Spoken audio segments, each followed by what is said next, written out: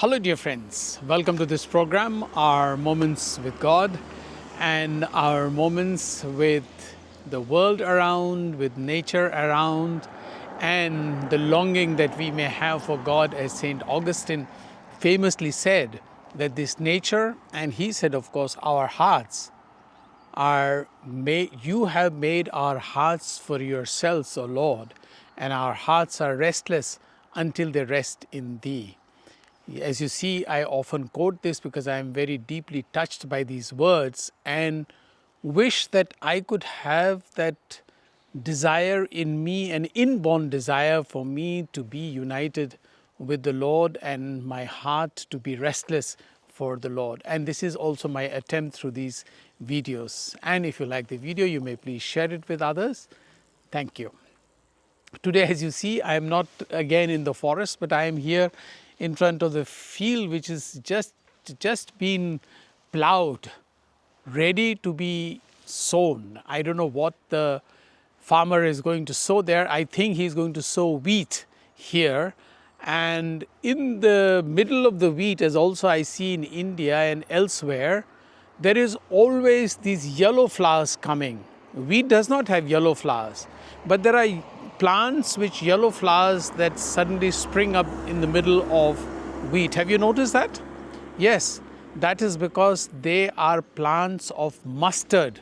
Mustard seeds somehow get there and they bring out these yellow plants. And interestingly, today Jesus is speaking about what shall he compare the kingdom of God with? And then he says, it is like a mustard seed. Interestingly, what a coincidence. A mustard seed which a man plants in his garden, or it can be a field.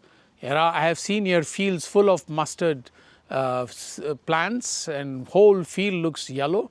But what Jesus is saying is that this is one of the smallest of the seeds, but when it grows, it takes the shape of a bush where all the birds of the air can come and sit.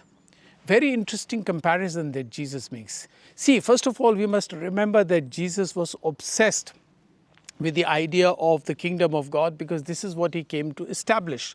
This is what he came to spread on earth.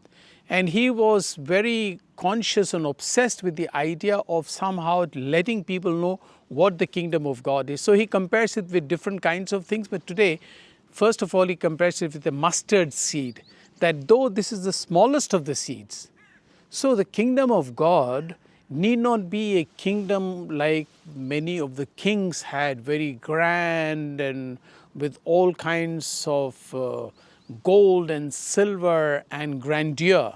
No, the kingdom of God can be like a mustard seed which must grow, which means that this kingdom of God must be planted.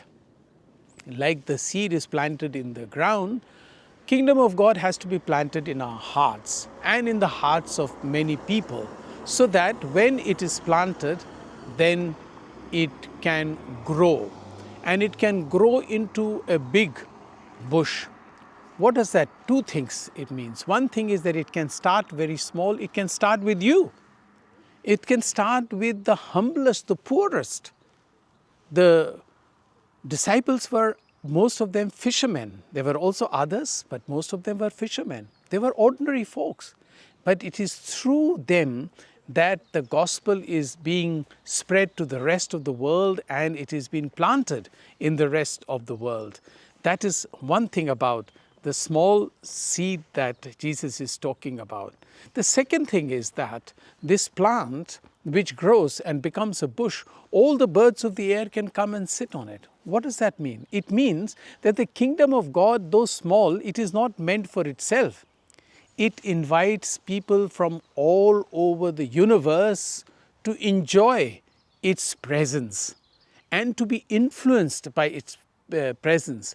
All can come into it. If you remember, yesterday I had mentioned, while mentioning the feast of St. Simon and Jude, that Jesus chose different types of apostles with different characteristics. As The forest has different kinds of trees and plants and fruits, and nature has birds and animals and fish in the sea, all kinds of variety that makes the world. And that is what makes also the kingdom of God.